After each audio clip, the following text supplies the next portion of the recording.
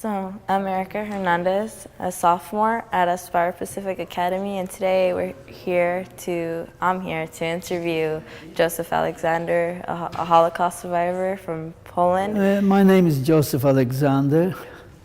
I'm a Holocaust survivor from Poland. And I went through a lot of camps, mainly Auschwitz, Dachau, Warsaw, and some others in between. When we came to Auschwitz, I think that was one of my lucky days. You know, you wouldn't think coming to Auschwitz.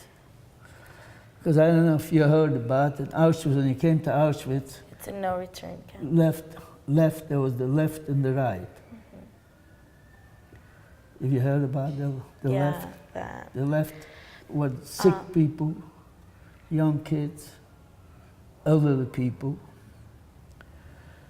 And I was told to go to the left.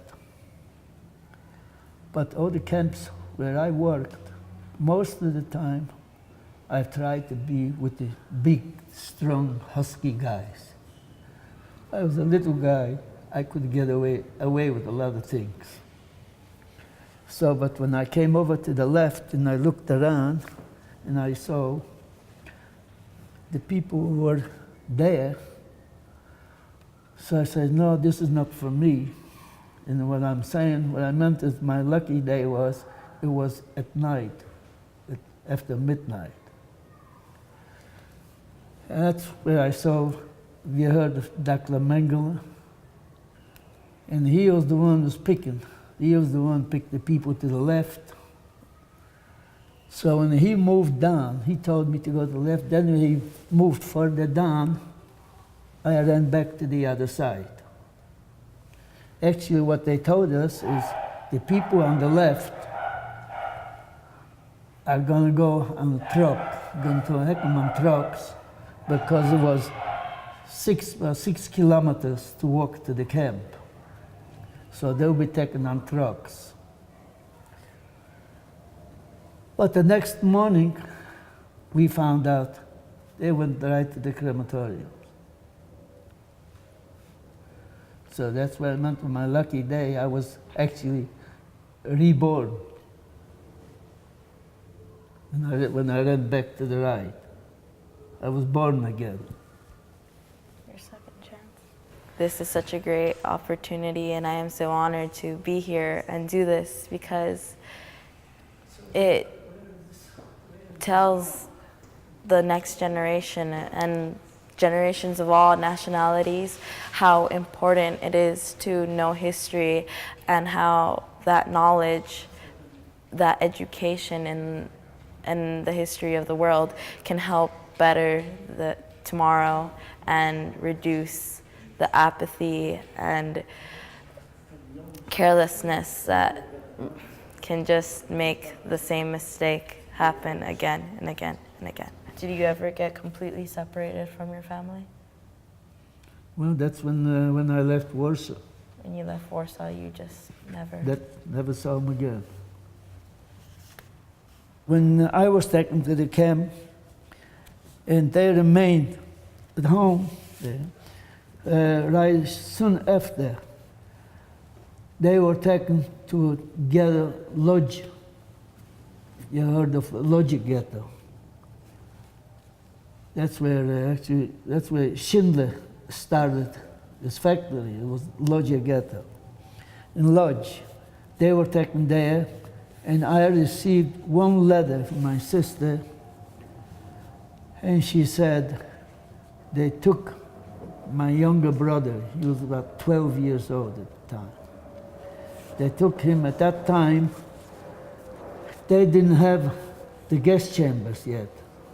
So what they did is they gassed people on trucks. They had trucks run on wood. And they had the pipes going inside the truck. That's how they gassed. And that's That's all. That's the only letter I got, and nothing. Then I didn't know anything. What happened to her, I didn't know. And I've never heard anything from my parents. And I left 2 sisters and 1 brother in the Warsaw Ghetto.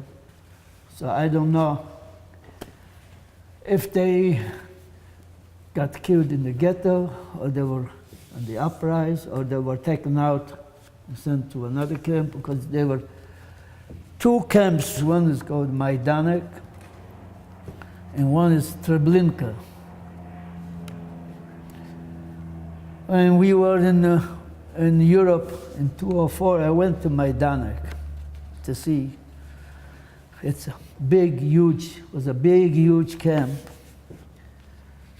That camp, most of the barracks are still there.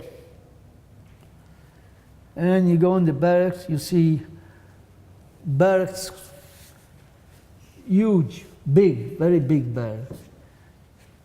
They're inside the barracks, about 2 or 3 barracks, about 2 or 3 barracks is bins with shoes from the people.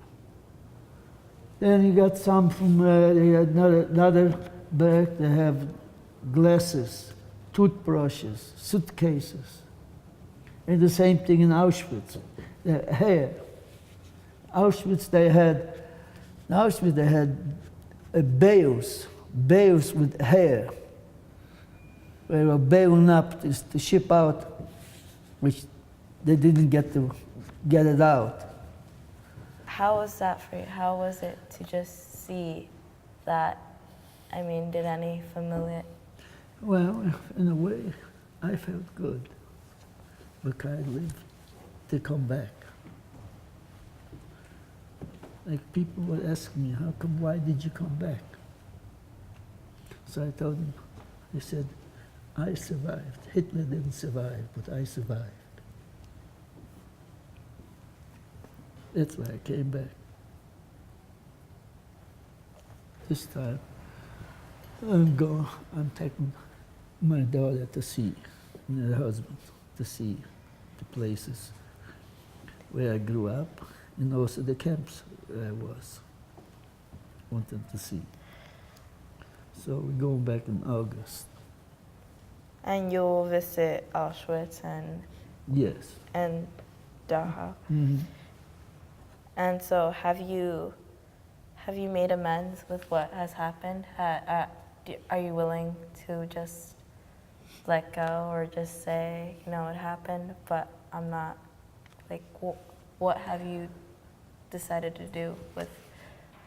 Well, how can you make amends when your whole family get wiped out?